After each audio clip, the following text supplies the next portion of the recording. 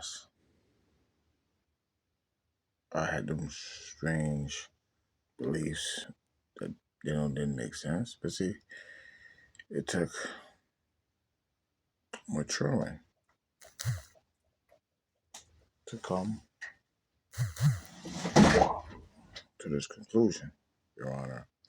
Because, Your Honor, as I speak, I would say the same thing that Mr. Trump asked you.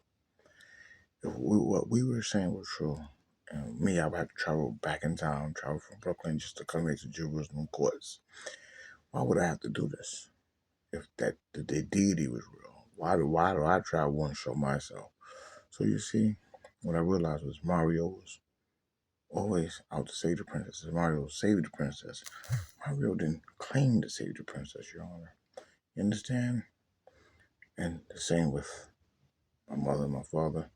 They didn't claim to pick me up from school. They didn't claim to teach me my homework.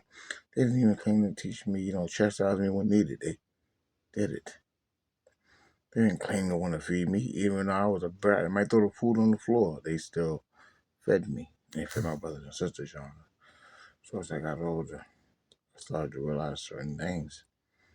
I realized that I could do these things for myself. And Your Honor, just like you, Your Honor, you're behind behind a desk. You got your mallet, and you're making great decisions. But you're doing that on your very own. There is no one that's making you do that.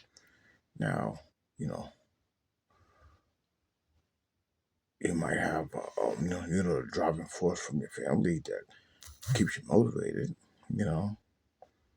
Per se, if it was, you would want to say the spirit of family, but that's something that's seen, not and that's so what just brought me to the conclusion is real deep thought, also other influences. They just made me see what it really was, and I had to come to the realization. I couldn't beat around the bush and say, oh well, there is one this and there's just one that. There's one this and one that, and that one this and one that cannot show itself. I had to come to a conclusion, and it wasn't just a conclusion overnight, but it's a conclusion that brought me to a level that I always knew that I was the one in charge of what I was doing, and those that I knew and those that were evident were in charge. Something that's not evident cannot be proven. So, Your Honor, if you weren't behind behind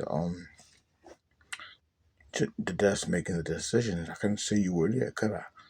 Even if you talk in an audible voice, then I could say you was there, right? So okay, so why, Your Honor, can't this so-called perfect being speak? He can't speak through you in a different way without us knowing, because he's not prevalent. He's not here. So you understand, Your Honor? So that's the point I started to realize. So when they would say things like, why isn't this guy taught in school? Well, why can he, if he's the ultimate teacher, why can't he teach himself? And he never taught himself in our classrooms. It's not up to our teachers to teach us him. So that's the point, Your Honor. So it just came to this conclusion a little bit later. Well, what do you say? What did my family think about it? Well, some of my family hated. Some of them really wish they could say this type of things. They wish they're hard to say it. Some of them just ignore me altogether, Your Honor. But I'd rather be ignored and follow the truth than follow a lie.